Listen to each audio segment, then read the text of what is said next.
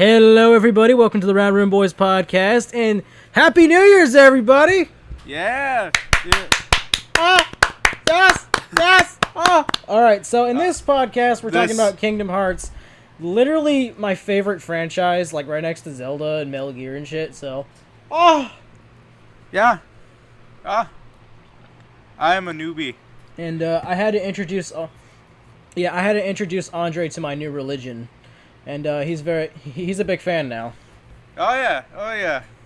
I don't know if I'm as big a fan as you are, but you know, I could say I'm into it. Yeah. Pretty good. That's fucking awesome. Yeah. But so we wanted to end this year off with a pretty banger series. Kingdom Hearts is fucking fun. It's been a game I've been playing for the past like 3-4 years now, I believe. It's fucking awesome. Basically, okay, so what's that, bud? Oh, and I was like, we wanted to end this year out with a very important franchise to us, with the only important people in the podcast. Just us two. No, just kidding. Basically. All right, yeah. So, all right. I mean, so what a year. Yeah. What a year it's been. Yeah. No, we've had a pretty good year so far. Starting off the podcast, bro. You've had a pretty good year. YouTube wise, yeah. This year's been pretty good, but like. Personally, this year's been bad, but YouTube-wise, this is the best year we've had since I think like 2017, when we did all those like live action videos with Monkey versus Matt's Ultimate Battle and Matt's Secret and all that. Friggin'. Oh yeah! Oh my God! We have to keep those before the purge. Oh yeah! We have to keep those before the purge. There is a purge. A lot of our gameplay videos specifically are going away.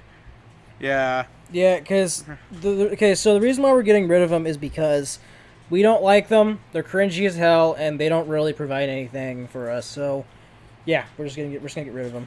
Yeah, and we're gonna do a bunch of new stuff with the channel, like. Maybe a new logo, a new banner, stuff like that, just over the course of the year. Mm-hmm. Yeah, and it'll be all hunky dory. We got our own projects coming up too. Yeah, absolutely. Maddie got himself that Delgado on Black Friday, so. Oh yeah. I recently bought a capture card Elgato. It's one of those. It's like an Elgato HD 60s, so it's not. It's pretty good. I'm learning how to use it, so I'm pretty fucking happy about it. It's my new toy. I'm just gonna play with. Yes. But yeah, big stuff is coming this way. I'm fucking excited. I already have like a whole. You know the whiteboard I have in my room? Yeah. I already wrote down a bunch of ideas for videos already. Like I already have ideas now. I just have. Like, at least 7, so yeah, I'm fucking excited. Nice. Friggin'. But enough of the future, am I right? The future? Nobody knows what's in there, fuck that guy. He's all mysterious and junk. Friggin', we gotta stick to the present, alright? And let's talk about Kingdom Hearts.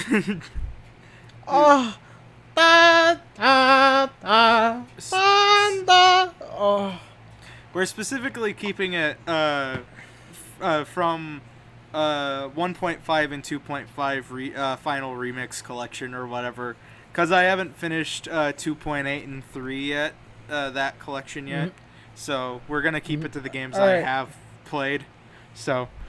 All right. So I want to specify what 1.5 and 2.5 are. So basically, when they release the games, so the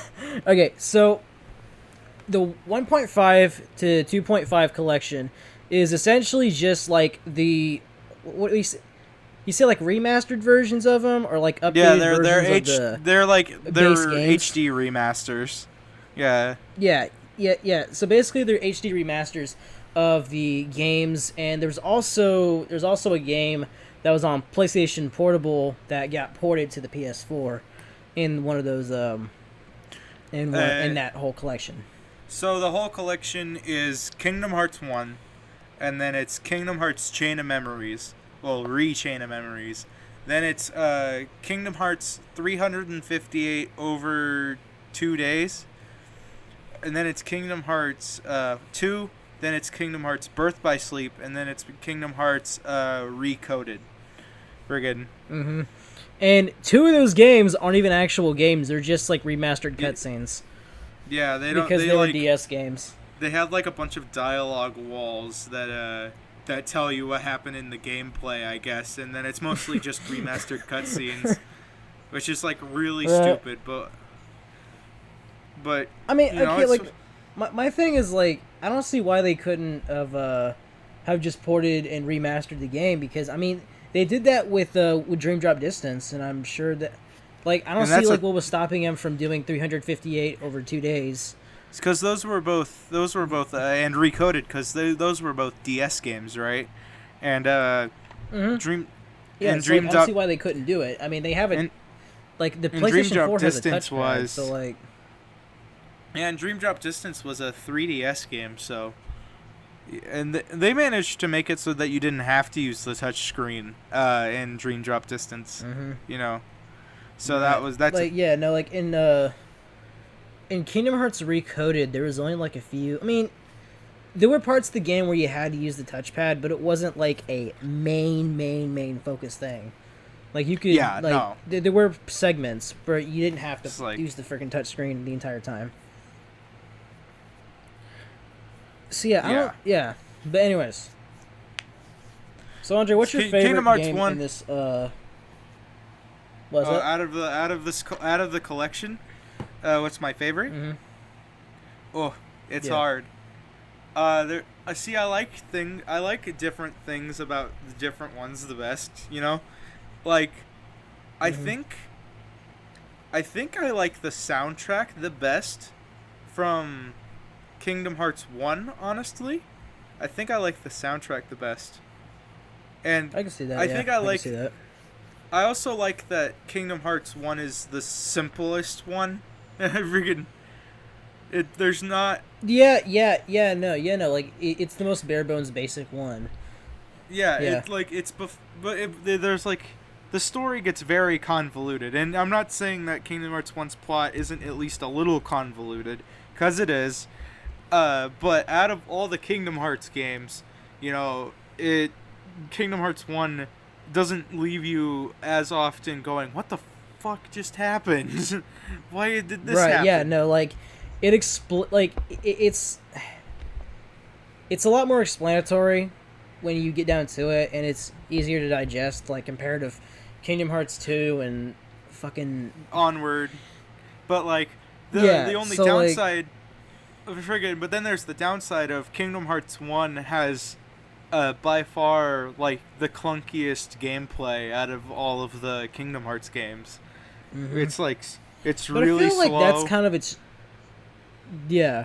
And to me, that doesn't bother me too much, because I grew up playing it and I was having a fun time, because I don't know. There's just something about the gameplay of every Kingdom Hearts game I've played. Like there's something about the gameplay of like the action RPG style of it. It's just awesome. It's just fun to me. It hits me right in the freaking brain. Good. In my mind. It's good, but in Kingdom Hearts 1, it's just the most clunky. It's the slowest. It's got first game syndrome. Freaking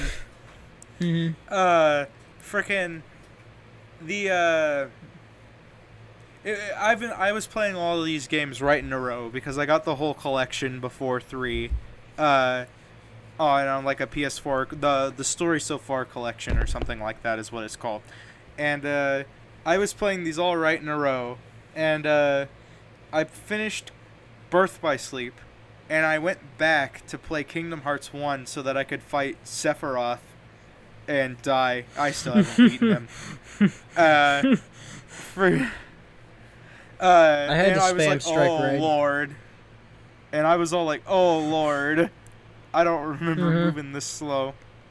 There's pluses and Mm-hmm. minuses, right? Like, because Sora in Kingdom Hearts 1 clearly has the best walk cycle, okay? But Oh my god, yeah, no, like by far the best one. His little strut when he walks with Donald and Goofy, that little strut he does.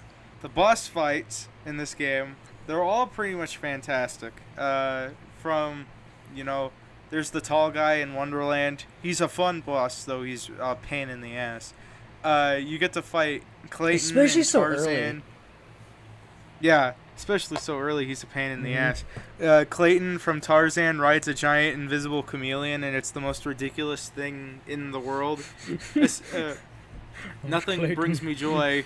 Nothing brings me joy quite like Clayton literally pulling a shotgun on a small child.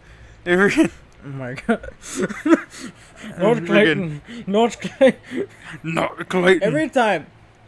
Every time I walked through the campgrounds with like all the tents and stuff, I start singing shabba ba ba she do. I started like humming that every time I was at the tents.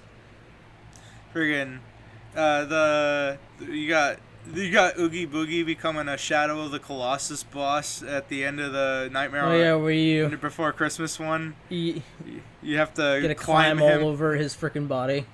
and hit his weak spots. It friggin', and then like Just there's popping Ansem. pimples.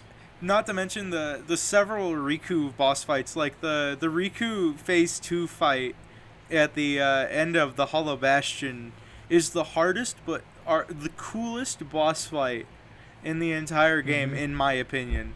It is such a good fight. It took me like a day think and a Dark half to Riku- beat him.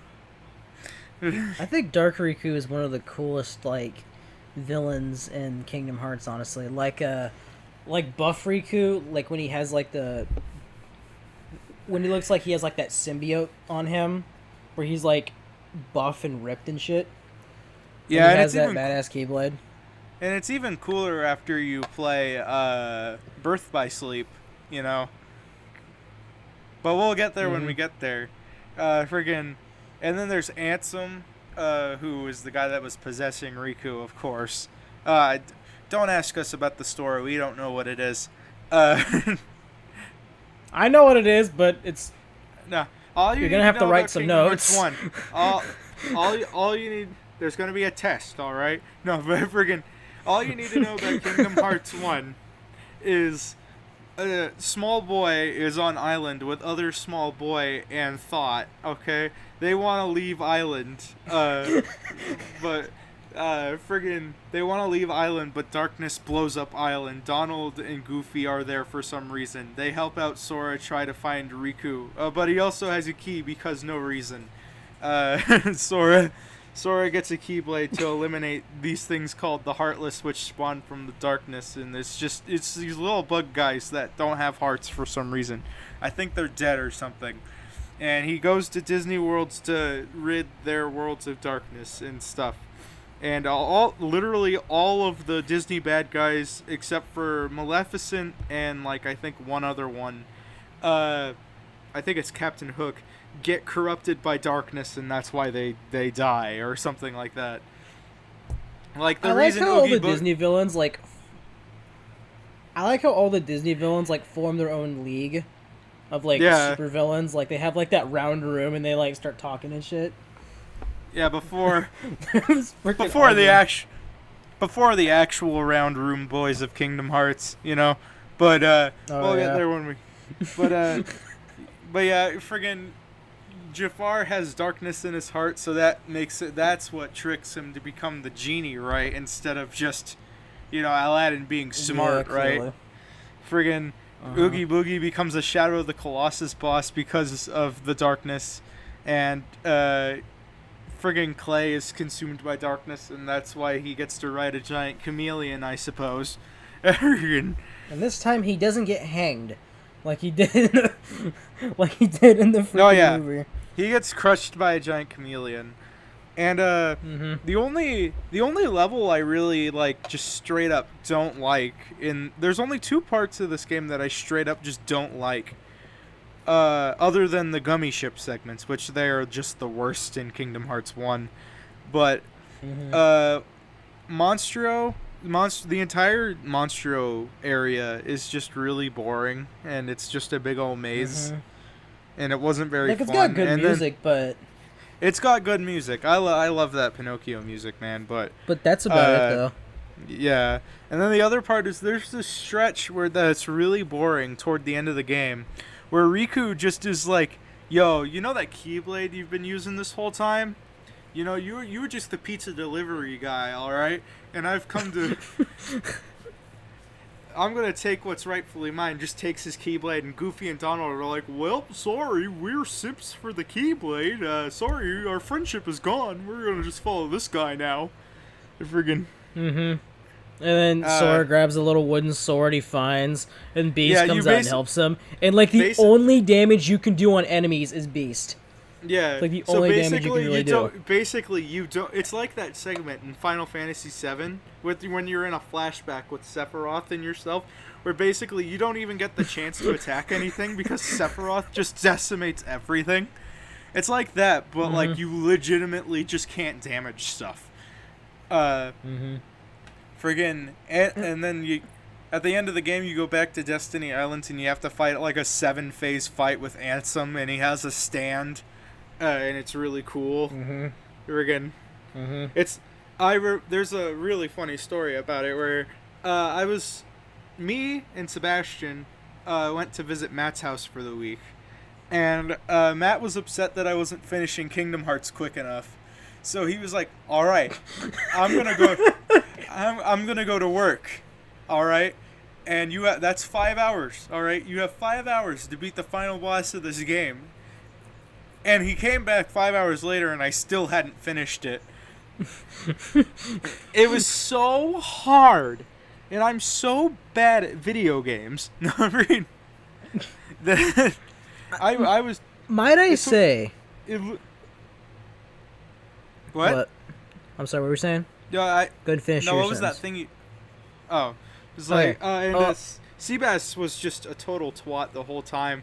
He kept making me have like a panic attack the whole time, saying that if I was 7 phases in and I died on the 7th phase, that I would have to restart from the first one over and over again. So I was having like a low-key panic attack every time I took damage. And then literally Matt walked through the door and I had died, and I literally started screaming from the top of my lungs because I was on the last phase, but then it just respawned me right back at the last phase, and I was like, "Seabass, you motherfucker, I will kill you." Friggin' he was literally playing he was literally playing, like, on the Alexa Matt has next to his TV. He was literally playing "Take What You Want" by Ozzy Osbourne and Post Malone. It's like the whole time. It was. Oh my god. It was an experience I'll probably not forget soon. It was something else. I want to say that I think I spent the most time in Hollow Bastion strictly because that I just kept getting lost. Like, it just felt like a maze to me. Yeah, no, Yeah. like, Hollow Bastion just, like... Okay, so there's 3 places I spent most time in. It was freaking Atlantis, because I suck at water levels. I hate Atlantis so much. And the Under the Sea theme gets stuck in your head, and it just drones on forever. Not to mention, at least the boss fight with Ursula is really cool, though. Friggin'. I think it's better in Kingdom Hearts 2, though. Oh, that's true. Yeah. And there's Monstro, which is just you're inside of a whale, and it's a freaking stupid dumb maze, and then Hollow Bastion is just another big final castle maze, and it's alright. I have the screams of Pinocchio saying, "Somebody get me out of here!" From him screaming that over and over again. When you fight a boss in Monster's stomach, and it's just this giant like crab thing that has a cage, and Pinocchio's trapped in it. And like the entire time you're fighting this thing, every like 2 seconds, Pinocchio will just go like, "Somebody get me out of here! Somebody get me out!" Freaking out. He almost like loops over himself. It's so freaking bad. The ending of this game is also probably Is the the worst. biggest. Is also the worst I out don't of the know. 3 that I played. Well, at least with Birth by Sleep, it's like a Rogue One situation where you knew nothing Mm-hmm. good was gonna happen, right? Friggin'. Mm-hmm. But like But like, with freaking Kingdom. Okay, so Kingdom Hearts 1, it ends off on like a. It has a decent ending. It's just a huge tease because like you spend all this time trying to get to Kyrie and to like trying to hang out with her again, be friends with her again, and then she's just like over off on Destiny Island, and you're just like stuck in Mickey's world. And you gotta yeah, go off, and then you wander off into a different castle, and that goes into Chain of Memories. friggin' Riku and Mickey are Because it like trapped in goes the right into Chain of darkness. Memories. Riku and Mickey are trapped in the darkness, and then Kyrie's just floating off to Destiny Islands, and it's like, and it starts playing the most Mm-hmm. iconic song in Yeah. video game history. Friggin'. Mm-hmm. Yeah, no, she's in Destiny Islands, going to school, growing up, and Kingdom Hearts 2, and then Axel's like, haha, you're mine, bitch. Yeah. And With that, freaking Kyrie's going to school with that girl that nobody cared about that was also in Kingdom Hearts 1. Friggin'. oh yeah, with the jump rope, and she whipped you with it. Yeah. They just beat the shit out of her. Friggin'. I think her name was Selfie. Okay, so I know those kids on Destiny Island are from Final Fantasy X. There's Titus, Selfie, I think her name is. I don't remember. And then there's that other guy who goes, "Hey man, now you want to do volleyball? Hey man," and beats you with the freaking volleyball. Well, he's the best way to get XP on Destiny Islands, honestly. Friggin'. Oh yeah, the farm. Because if you get it just right, you can get like 2 experience points at a time. Yeah. So it's like it's pretty rad. But Mm-hmm. yeah. And then things basically go straight to Chain of Memories at the end, which I did not play because I played for like an hour and then realized I was literally playing just Kingdom Hearts 1 again, but worse. Freaking. All right, so I'll do the talking for Chain of Memories. So basically, Alright. Sora, Donald, and Goofy go into this castle named Castle Oblivion. Basically, there's like 7 organization members. I don't remember how many, but there's like a whole group of Organization 13 members who go in there, and like half of them are planning on betraying the the entire Organization 13 group, and they want to like overthrow Xemnas and shit. And that's like that's like Marluxia's deal. He's like the leader of that kind of traitor group. And Axel's a double agent, basically working for both sides, but he's working mostly for Xemnas. And basically, so when you're in this castle, they take away like all your magic and spells, and they put them in these stupid cards. And like the gameplay is solely based on using these cards to attack and moving around in the space. Now, this game was originally released on a Game Boy Advance. Now, that makes sense if you're going to do it on Game Boy 2D forming, right? So you have the whole area to look at. But when you translate that in 3D, It oh don't boy. work. Now, okay, like, it's not, okay, it's not terrible once you get used to the gameplay mechanics. It took me like a couple worlds to adjust to it, but then I eventually got used to it, and I got that baby snapping good. And then so yeah, and then like there's like a plot point where there's this blonde-haired lolly named Naminé, and she's erasing Sora's memories and basically transferring him to this other girl named Shion that they're creating. That doesn't get it over 2 days, and yeah, that doesn't get explained until then. that doesn't get Friggin'. explained. Yeah, and Friggin'. basically, and she's basically like taking Sora's memories, basically making him think that it was her and it was him and Naminé, not him and Kairi, and they like completely, and he like completely forgets about Kairi and Riku, and up until like she gives him back his memory. It's a whole freaking Yeah. ordeal. Literally the only thing It's so annoying. Literally the only thing that Chain of Memories gives me that I'm like, oh, this is rad, is, or Namine. She's a good character. I like her in 2 a lot. She's cool, and Axel, Daddy Axel. All right, this is the game where we get to meet him. You got it memorized. All right, it's his famous catchphrase. And then like after you beat the game with Sora, you're able to play the game. You're able to play a different story where you play as Riku, and you basically go through Riku's side of the story, and so Sora is going up to the top of the Castle Oblivion, and Riku is going down to like the very, very lowest basement. So it's pretty cool the way they set it up, because you're going upstairs with Sora, going downstairs with Riku. Yeah, but isn't Riku's story the only one that matters? Isn't Riku's story the only one that matters? Yeah, no, like it's the only story that honestly matters to the other plots. Okay, like Sora's story matters to the plot of the second game, but like Riku's story matters to like the other ones that explain his relationship with the darkness and stuff. So honestly, just play Riku's story if you're gonna. Well, actually, yeah, you have to play a Sora's story to unlock Riku. Never mind. Or just watch it. Just watch all the cutscenes. How about that? Yeah, just do that. The one game that should have been a cutscene compilation. Very good. Oh my god.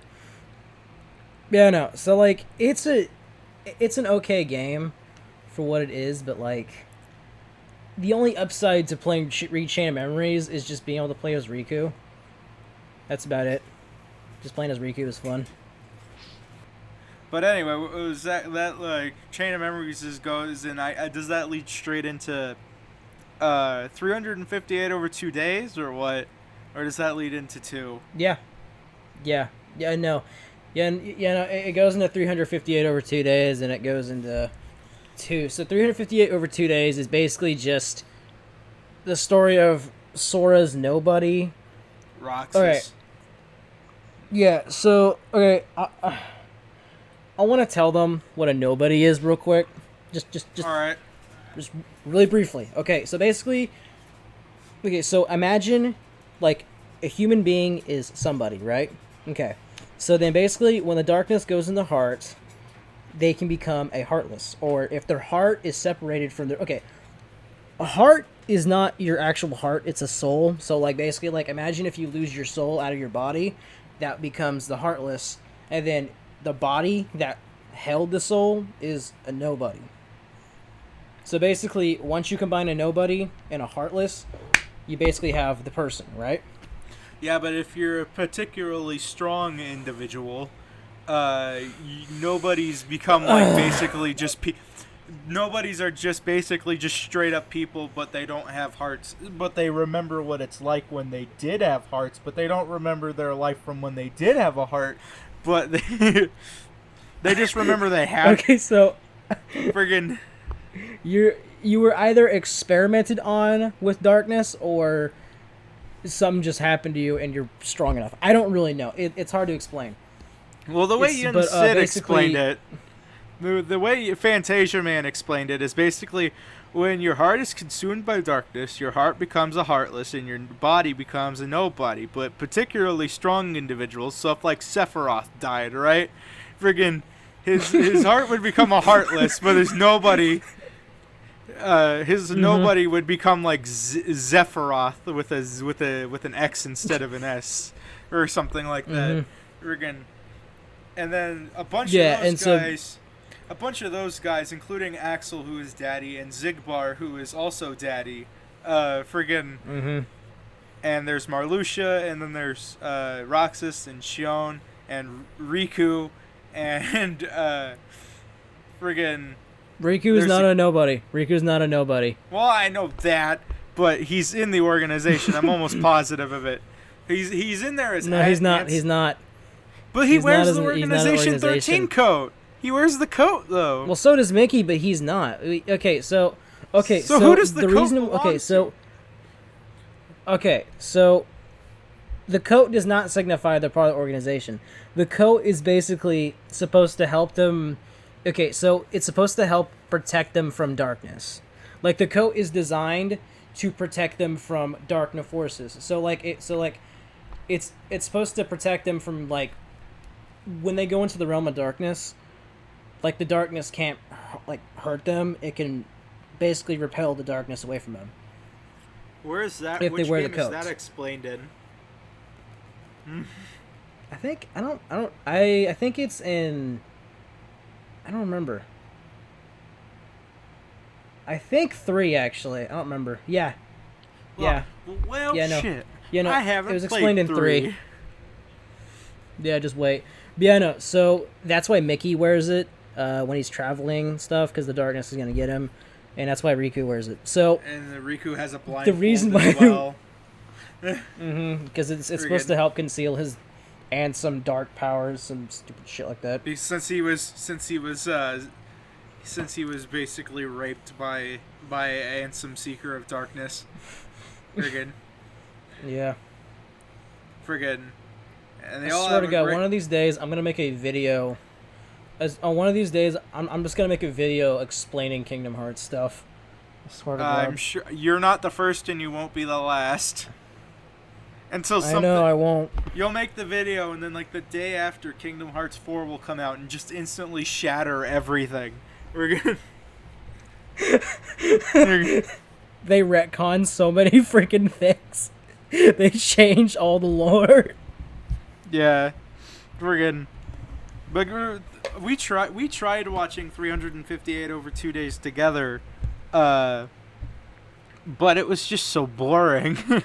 It was it was mostly like the first quarter of it we just couldn't get through because it was just nothing but talking about friendship and how it feels. And yeah. I'm like, I can't watch. No, I'm done. This is annoying. It was just 2 hours of Roxas not realizing that Shion and him were basically the same person. Friggin'. But yeah, no. But the last half of it, it gets good though. It gets pretty good. The last half of it. Friggin', they have that wicked trailer for 358 over 2 days at the end of Kingdom Hearts 1. Or one of the games, they have like this wicked CG cutscene of Roxas and Riku with the blindfold on fighting a shit ton of Heartless. It's fucking awesome. It is rad. If Disney Plus like makes a show about Kingdom Hearts, I want it in that kind of animation. Well, like, that's what they keep. They keep cool. saying that they're going to make a Kingdom Hearts TV show, and it's going to be like CG. So I don't know. I'd be cool if they made like a Kingdom Hearts 2 or maybe a Kingdom Hearts 1, or a Kingdom Hearts Birth by Sleep movie that's animated in a similar fashion to the way that the like something like Final Fantasy Advent Children was animated. Yeah. Something like that. I'm down, bro. I'm down for that, honestly.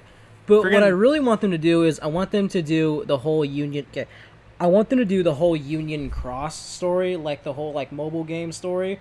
Because the thing about the mobile game story is that they have been writing that story ever since they started it. And the starting was as a web browser game.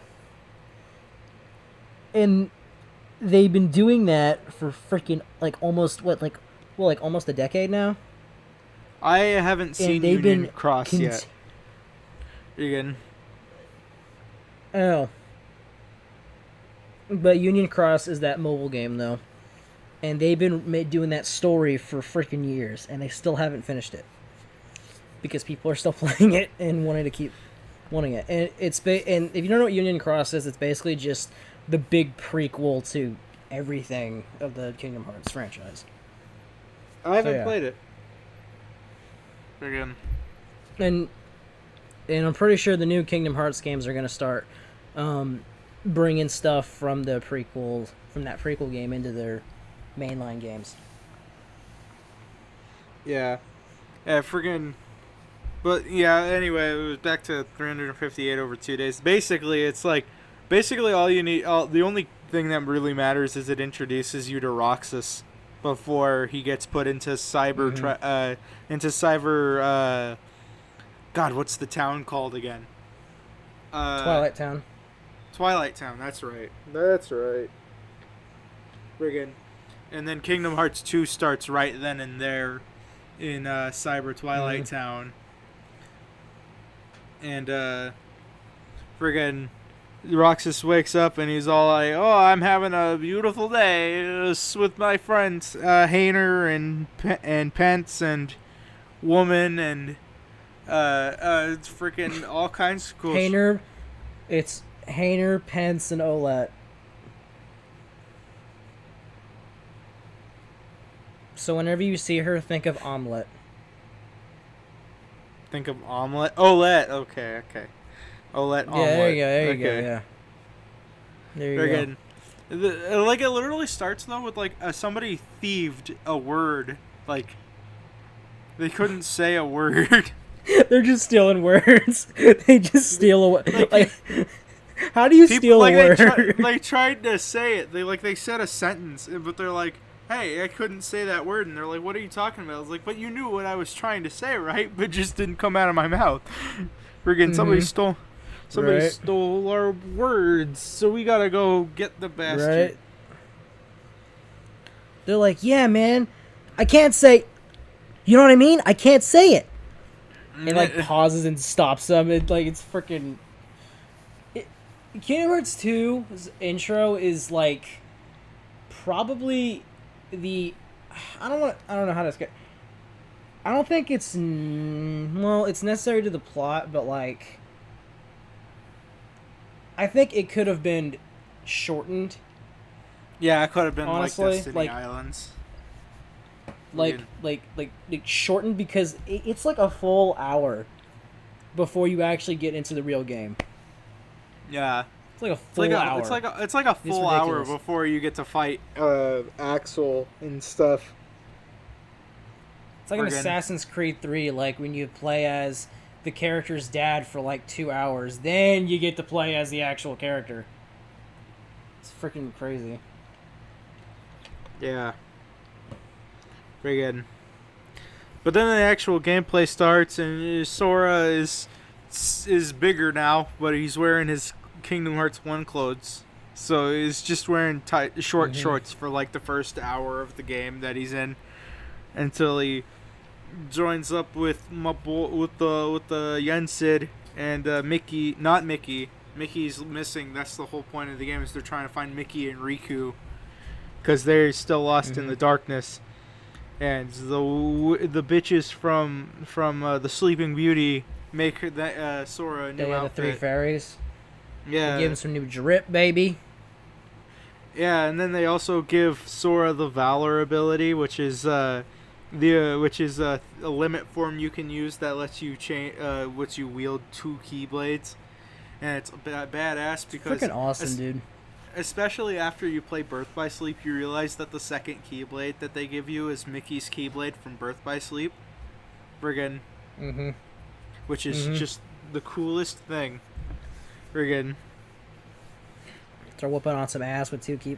It's like the whole like concept of dual wielding Keyblades is freaking awesome to me. I just love it. Literally, Kingdom Hearts 2 gameplay wise is just Kingdom Hearts 1 but better. It's like. Okay, no, like, playing Kingdom Hearts 2 just feels so smooth, and it just feels right. Like, it's, okay, after playing Kingdom Hearts 3, personally, like, the gameplay in that feels awesome, perfectly fine, but there's just something about 2 that just feels perfect. Like, it just feels right. Yeah. It's like the fluidity of moving, you feel, how do you say, like, platforming feels easy to do, unlike Kingdom Hearts 2 or Birth by Sleep. No, I don't know, like Kingdom Hearts 1. Unlike Kingdom Hearts 1. Yeah, I'm sorry, I know. Kingdom Hearts 1's platforming is ass, and Birth by Sleep's platforming is even worse. Well, luckily, Birth by Sleep doesn't make you do a whole lot of platforming. Friggin'. Except for Disney Town, and that was about it. And they fucking, oh god. Disney Town. Wanted to end my life. but we'll get there when we I get wanted to there. end my life. You go to Mulan Town. You go to Beast's castle. You go and you fight the Rashid of the Turbulent Wind or whatever his name is. I don't know. Friggin' Zaldin. That's his name. You fight that guy in Beast's castle. Zaldin, an organization. Oh shit! Drop my mic. Friggin' Zexion? Wait, no. Hold on. No, Zaldin. Oh wait, no. Yeah, Zaldin, yeah. Yeah, Zaldin. The guy with the fucking spears. Where's the fun in this? That guy with the freaking mutton chops. Yeah, friggin', and then you go to Lion King Land and you become a furry. It's lovely, except not Probably really. the worst world in the game. I love the drift though because you can just fly off into oblivion for like. Just by pressing the square button, you can just like drift off into oblivion. So that's kind of cool, at least. The Scar voice makes me want to die, though. Friggin'. I don't know, like, I feel, I don't know, like, I understand that they needed to make Sora a lion. It just, I mean, it feels fine for what they did. Like, it's just not my thing. It's not particularly fun. But Atlantis, though, okay. They really improved Atlantis on Atlantis. in Kingdom Hearts 2. Okay, so in Kingdom Hearts 2, Atlantis gameplay like actually feels right, and it feels like that they could have just made that kind of gameplay and used Kingdom Hearts 1's world and combat, but Atlantis in Kingdom Hearts 2 is literally just doing like musical numbers and hitting the button at the right time. Yeah, it was. That's all it is. It was kind of a weird thing because I really like. I think I prefer the musical number thing. I think I prefer the musical number. Oh yeah, no, thing. absolutely. But absolutely. like the thing is that. But like the moment they get it right, they changed the controls for the swimming too, so that you could get to the different concerts, and the controls are actually fantastic. So it's like. I wish it almost makes me wish that they could have done an open world thing. They actually were because they actually made the controls decent. It's like, so I'm like, but like they decided to waste all this. They wasted all this good control for nothing, just musical numbers. Yeah, they made which their aren't own. bad. They're pretty fun. They're fun to do. Yeah, they made their own musical number for an Ursula boss fight. Friggin'. Which is fucking cool. I love it. And friggin' Prince Eric just throws a spear like a friggin' beam of light, and it just anime goes through her chest and back, and friggin'. I like the cover. I like the Sora version of Under the Sea. Oh yeah. Friggin' seaweed my is brother, always greener at somebody else's lake. My brother wanted to die when I was playing the Under the Sea part because Sora sang and he thought it was the worst thing he had ever heard. And I'm like, oh, come on. It's friggin' I was legitimately I was legitimately heartwarmed by the little goodbye ditty that they did for Sebastian and the gang, where they're like, the worlds are all connected, so we are free to come and go. You know, so that one, it friggin'. I thought that was heartwarming. Then we go to Tron Land, in the computer in which I like, Bastion. but I also don't care for. Like I like it, but I don't feel like it was needed. Honestly, like, I like it, but I don't care for it. As a fan of Tron, all right, I liked it a lot. I thought it was a very. I thought it was I like the movie Tron, so I thought that it was a pretty good level adaptation of the movie, especially because they got the voice actor for Tron from the movie back into the game. Stuff like that's awesome. Yeah. So it was pretty. I'm glad you like it. No, I'm glad you liked it because I was just using it to grind, just for grinding, man. Honestly. The boss fight against the big guy is cool, except for the fact that You're almost encouraged in Kingdom Hearts 2 to not use the partners. Because that'll mean you're gonna underlevel Goofy and Donald. But to actually kill the boss in the Tron land, you have to use Tron, or else it doesn't work. And it was really frustrating to find that out. Friggin'. Yeah, no, same here, dude. I was stuck on that boss for like 30 minutes trying to figure out what I'm supposed to do. And then there's a little prompt that says, use Tron for this reaction command. I'm like, God damn it! And then I came to that. Then I had to redo the entire boss fight with Tron. Yeah. And then you never use them again. Friggin'. Right. Freaking Friggin'. We actually get to see Sephiroth in like an actual cutscene in this game too. I mean, friggin'. Okay, alright, so I want to say something real quick. Alright, if you're a fan of Final Fantasy VII, like if you're a big fan, you're gonna have a little wet moment when you see when you play this game because basically there's another Sephiroth boss fight, but there's more to it, and it's actually a lot more fun than the first game's in the boss Kingdom fight. Hearts 1. Oh yeah. Also, so like in like the middle of Kingdom Hearts 2, there's like this huge mob and swarm of Heartless that are invading Hollow Bastion, and you got Squall from Final Fantasy VIII, and you got Cloud like side by side like fighting Heartless, and that's like a huge like fanboy right there. You get two badass Final Fantasy characters fighting together. And then you got freaking Tifa showing up trying to find Cloud, and it's awesome. And then like after you beat Sephiroth, Cloud runs over and he's like, Sephiroth, you're here! And freaking Sephiroth's like, Cloud, come to me. Yes, succumb to the darkness, my boy, please. You'll know you want it. And then they start fighting, and then they disappear off to different... They just go off somewhere else. Friggin'.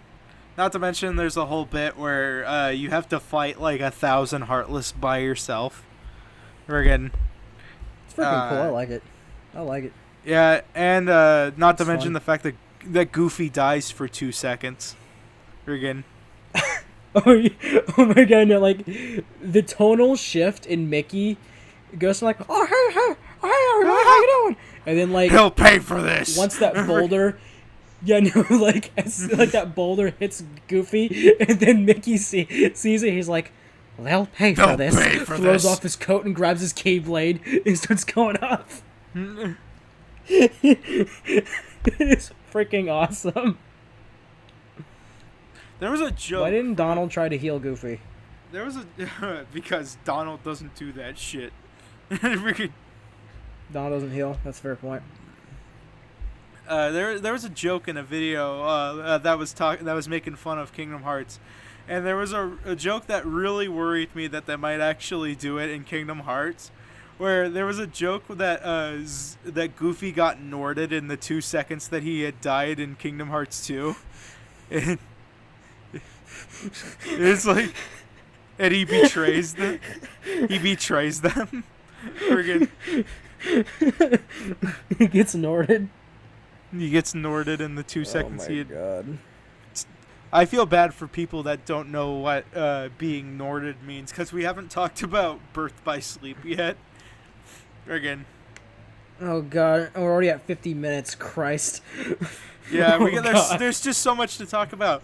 Friggin' the ending of Kingdom Hearts 2 is the best ending, both final boss wise and actual ending wise in probably the whole series. Friggin'. Absolutely. Because you got that badass fight where you have to fight Xemnas as both Riku and Sora, friggin' fighting together, and it's really fucking cool. And like the animations and like little cutscenes they have throughout the fight are awesome. Yeah, and the Zigbar fight's really good. Marluxia's fight in Kingdom Hearts 2 is bullshit.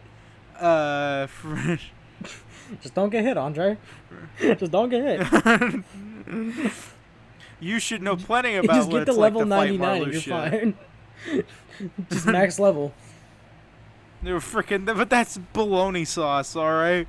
Freaking, that's like hundreds of hours of gameplay.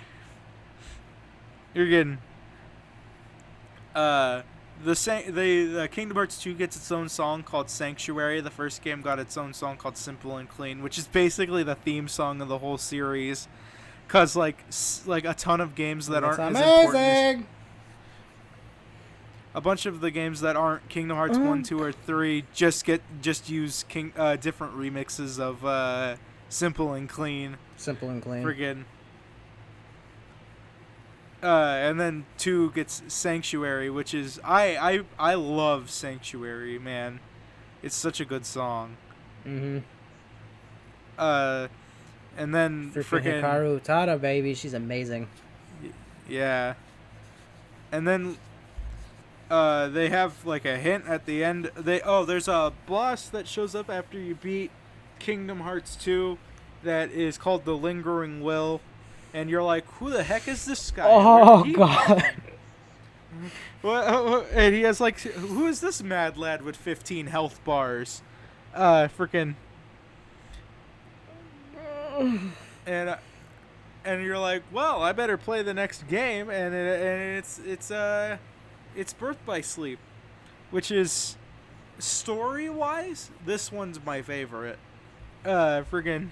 This is this is literally the best story in all of the Kingdom Hearts games. This is the best story, and it's also the closest to Star Wars I've ever seen in any fucking Kingdom Hearts game because it's straight up Revenge of the Sith. It's straight up. I feel like they felt like they couldn't be limited no more. They didn't since it was a prequel. They felt that they didn't have to be that limited to doing everything to make sure it fit with the canon, because they could just say a bunch of stuff and just go, oh, and then this happened.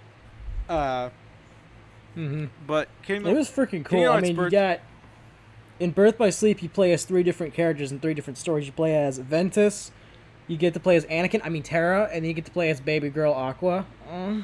Yeah. But freaking A. I've been shooketh by an unbearable truth that I think needs to be relayed. Friggin', out of all 3 of the stories, alright? Out of all 3 of the stories, Aqua is the least important character. Friggin'. Now, Andre, what you say is an opinion. What you say is an opinion. No, it is not an opinion. It is an opinion. It is an opinion. Basically, Aqua's story as much as I don't want to. Basically, Aqua's entire story is, hey, I'm Master Ericus. I'm Mark Hamill from famous movie Star Wars as Asian man. Hey, can you just watch these 2 guys make sure that nothing bad happens to them? Bum bum ba dum bum. Friggin'. Yeah, well, 2.8 makes up for it, honestly. 2.8 final chapter prologue, it makes up for it. I haven't played Birth by Sleep 2.2 a Fragmentary Passions yet. Oh, but you know who it's about, though. You know who it's about. Well, I know Aqua's on the cover or whatever, but yeah, but and that's it. Just playing Birth by Sleep, right? It's like, not knowing that there's a sequel, right? It's pretty hilarious to me to think that basically Terra is his descent to darkness and how he tries to fight back, and then he gets Norded and all that, and it's really something. And then Ventus is his fight against Vanitas, who is his darkness incarnate, and they have to. And Vanitas is constantly like, "Hey, you're a little poopy butthead, aren't you? We gotta fight to make the Keyblade." And he's like, "No, you're a little cuck, aren't you? Come on, let's make the Keyblade together."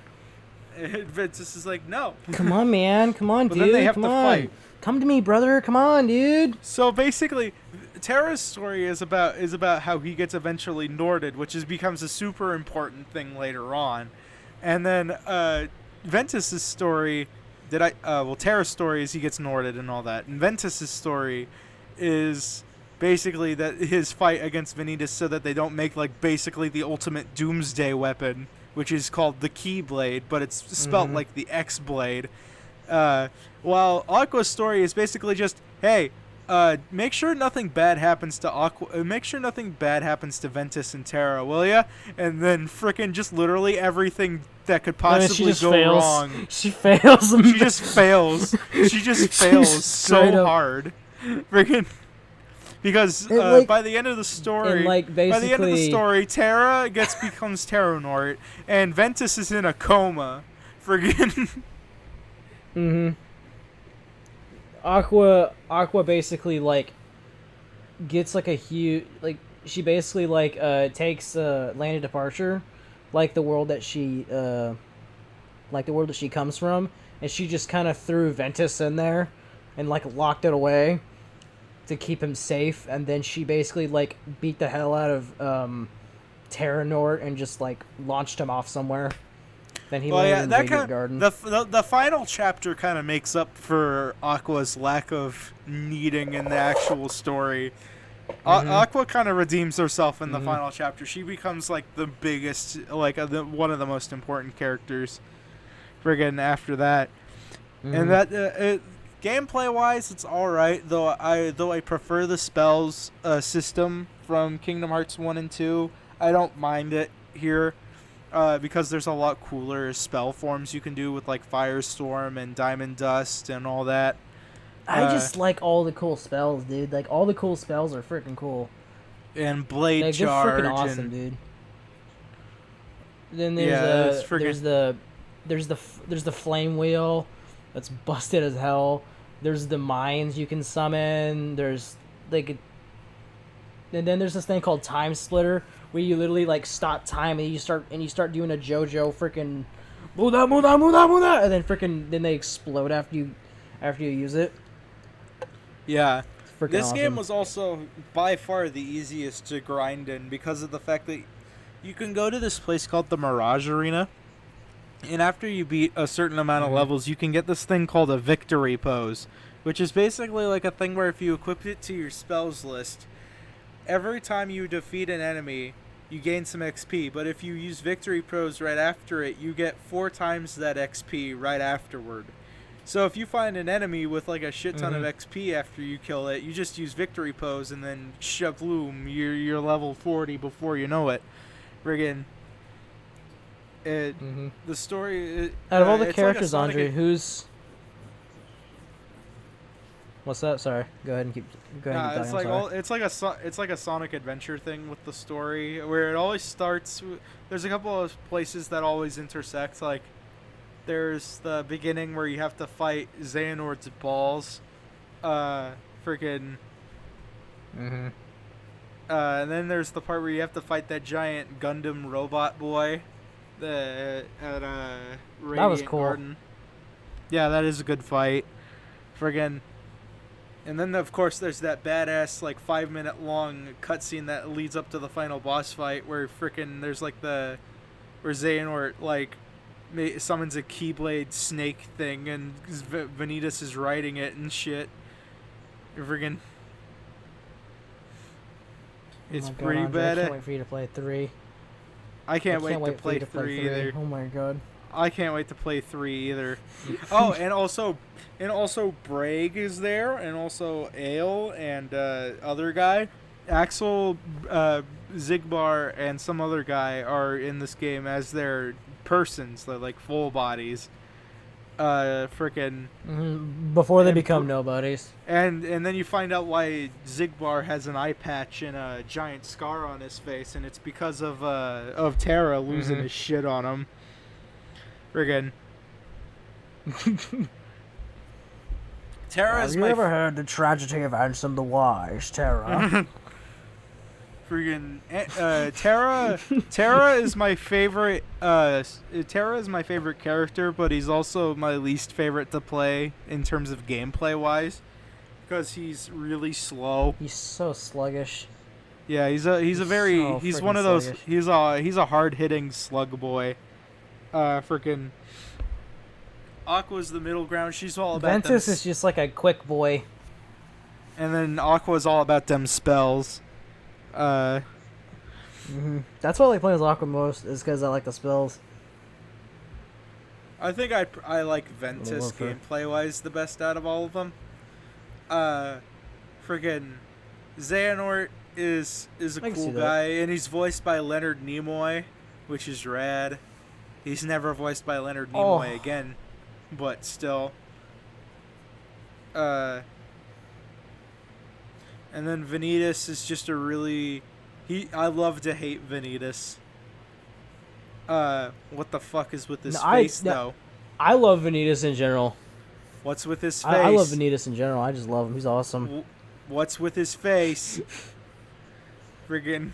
Andre. Why So you know is how Vency? why is he Sora? Friggin'. Why does he have Sora's face? Why does he have Sora's face? Well, what? Friggin'. I don't know, Andre. I don't know. It's before his heart is put into Sora's, right? So like, what the fuck? Friggin'. We're gonna have to do a YouTube video on that. Friggin', I love his voice. I love Vanitas' voice. I love both Ventus and Vanitas' voice. I love the whole interaction. It's like, what did you mean that Terra would become a different person? It's like, what did you think, dipshit? Friggin'. As Terra's literally gonna become a different person. I made an edited video where like with that like exact cutscene where Venus is like, what do you mean by Terra being a different person? It doesn't matter who we are. All that matters is our plan. I literally just like put Bane's quotes over Vanitas when he's talking. My God. I'll have to find it somewhere.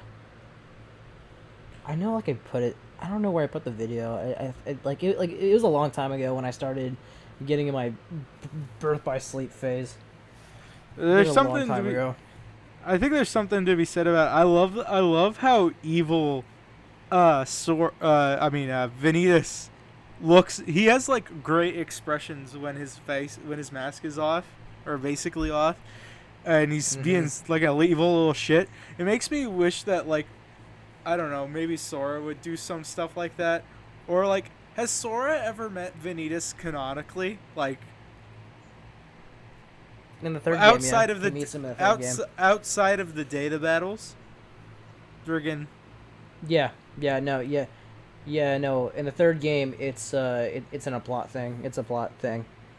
He meets him. I really want to know what Sora thinks about the fact that Vanitas has Sora's face. Friggin'. He doesn't. Well, I want to tell you, but like, don't. Spoilers. Don't tell me. I want to find out for myself. Friggin'. The final boss of each thing is really cool.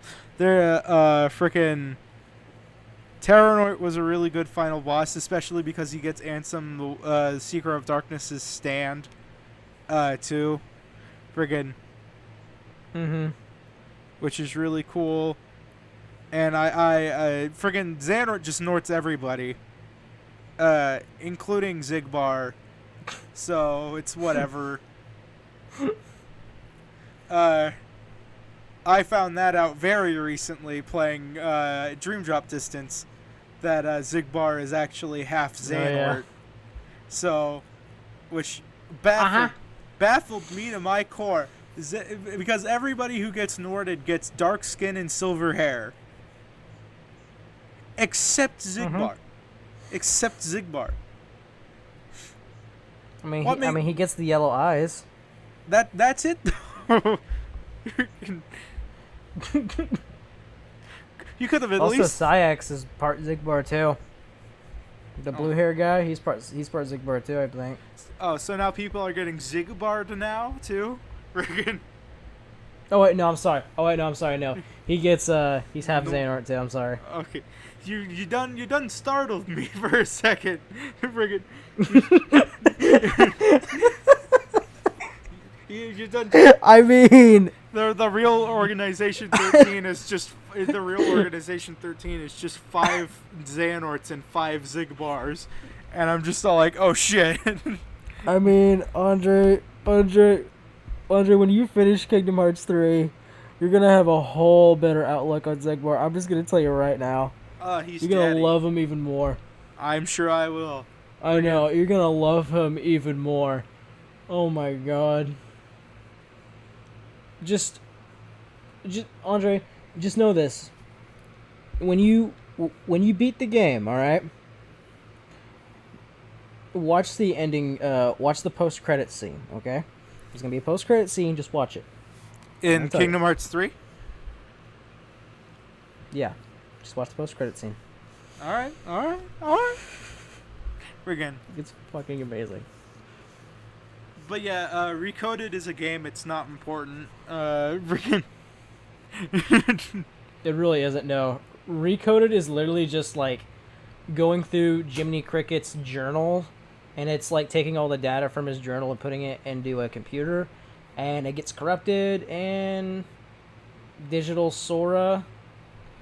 Okay, so basically, like, there's like data that Jiminy collected on Sora in his journal, and they basically made like a digital Sora to go into the digital world and to fix everything that all the bugs and stuff. It's really freaking dumb.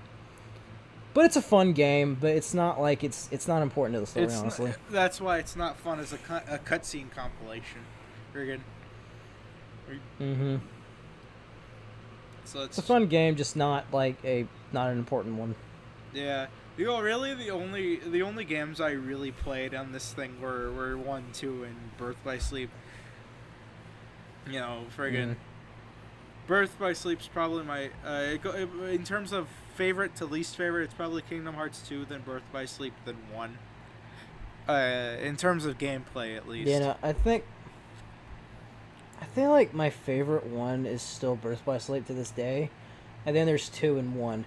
I don't know, because because I keep flip flopping 1 and 2, because 2's gameplay is spot on and fantastic, but Kingdom Hearts 1's like overall theme and story is just classic to me, and I just love it. Yeah. It's just full of nostalgia. And you got that. I don't know. You got that Kingdom Hearts 1 manga too. Friggin'. Mm-hmm. Friggin'. I got. It's just. I'm blinded. I got a Kingdom by the Hearts, nostalgia goggles. I got a Kingdom Hearts 2 manga in my sister's bedroom. It's torn to shit, but I'll have to read it again because I want to know how accurate it is to the game it came from. Friggin'. Yeah, there's an Asian store, in Beaverton, where I live out in Oregon, and I go there every now and then. And in the Asian store they have a whole huge manga section, and there is a bunch of Kingdom Hearts manga, and I'm thinking about just buying a bunch of it. Cool. Just to read it. Yeah. So Matt, when is my Eternal Flame Keyblade coming in, huh? You're good? Oh, you're gonna get it when you get it. You're getting it when you're getting it. Well, you'll get it, just not for a while. Now, Maddie, don't fuck me, all right?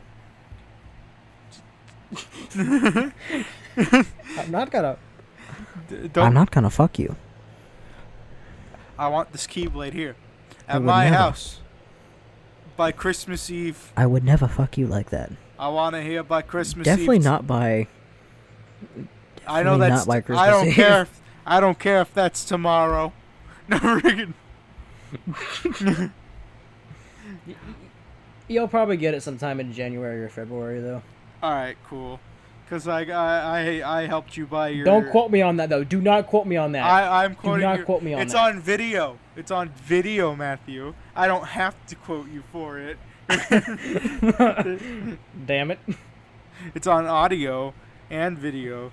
In a court of law, freaking It's, God damn it. it says here, Matthew West, that you were going to give him his Keyblade somewhere between January and February. It is March 1st. Now, I have a question for you. Where the fuck is this Keyblade? You no good charlatan. You've been charged with the incredible crime of fucking this poor man.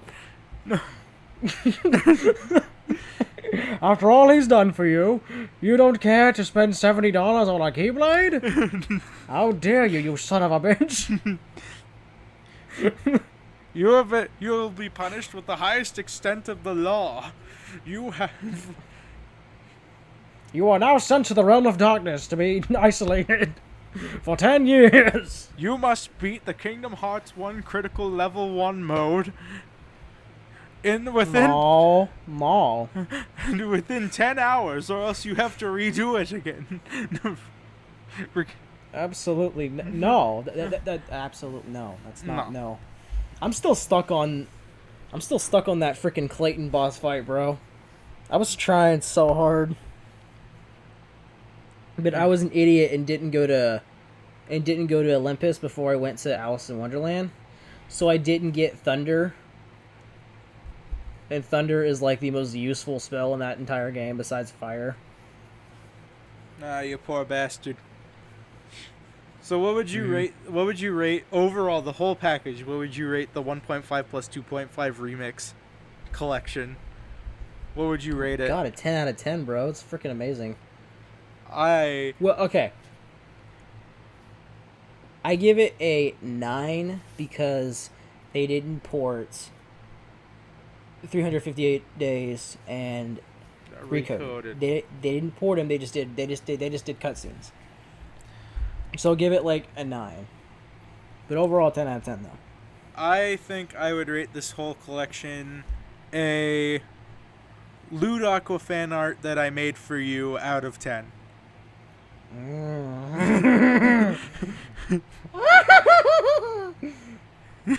Give me more. Andre, I have a request.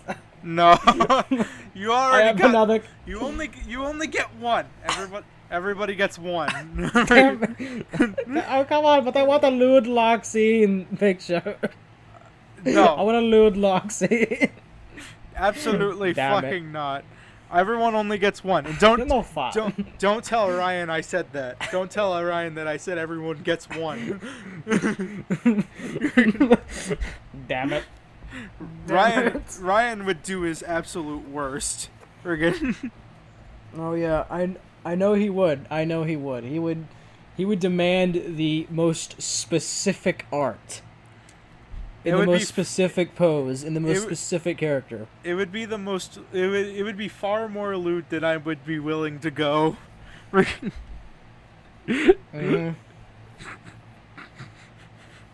Hey, listen. I was lucky enough to get what I wanted. All right. Yes, you were. I was lucky enough to get what I wanted. That one ended up being an art collab too, so that one was pretty cool. Oh yeah. Yeah. Me and Mike. Well, anyways, so you guys have a happy new year. We want to wish you guys. Friggin'. Oh yeah, and hopefully 2021 is a hell of a lot better than 2020. Yeah. This year personally has been a really, really bad one, but overall though, you know, we're strong people. We can get through it. Just gotta be good to each other and have good spirits. Yeah, so I think we can all get through this, make 2021 a great year. Yeah. Well, we're going to have bigger and better things coming your way. We don't know what the next podcast topic will be, but we're going to keep it between me and Matt. We don't know. We're going to keep it between me and Matt for a little while. Unless we do something like the musicals one, because then, of course, we're going to bring in Bryce, or if we have a special guest we want to bring in, then, of course, we'll do that. But, you know, for a while, just expect me and Matt. I think this one turned out pretty good. We're good. I like it. I love it. Yeah. And also, Andre, I want to say this right now. Literally the best thumbnail you've ever made, in my opinion, is this Kingdom Hearts one, because it just feels the most heartfelt to me because it's Kingdom Hearts and I love it. Yeah, cool. I guess. I love it. I love it. Yeah. It's the most heartfelt one to me. But That's yeah, good no. to hear. Yeah, no. All right, we'll catch you Anyways. we'll catch you on the flip side, guys. We hope you have a Alrighty. wonderful new year. All right. See you later. Happy New Year, Barry. No, wait. Merry New Year. Merry New Year. Leave your stuff. Leave your stuff in the comments if you want us to cover a video game or something that isn't 700 hours long. Just tell us, hey, we want you to cover that. Or if you got Final Fantasy 7. Final Fantasy 7. Final Fantasy 7. if you have a guest that you think would be cool for it and it's not yourself, don't Persona be a 5. Persona 5. Don't be a Persona selfish. 5. Hey, I'm trying to talk to the audience here. All right, what the hell do you think you're doing? I friggin' if you think there's a cool guest that could be on the show and it isn't yourself, so don't be selfish. All right. Also, if you also like want to join in or have a part to play in something, or there's something you really like to talk about, contact us. Honestly, Yeah, shoot us an honestly, email. We can see what we can do. we got Instagram, we got Discord, we got all that. So it's pretty easy to contact us, friggin' if you want to talk or something about a collaboration. So it's whatever. But yeah, make sure Actually, yeah, absolutely, yeah. We are open. Yeah. Zigbar, Daddy, he would hit that subscribe button and the bell, but maybe you're not as cool as Zigbar. Zigbar is actually a huge fan of the Round Room Boys, as it were.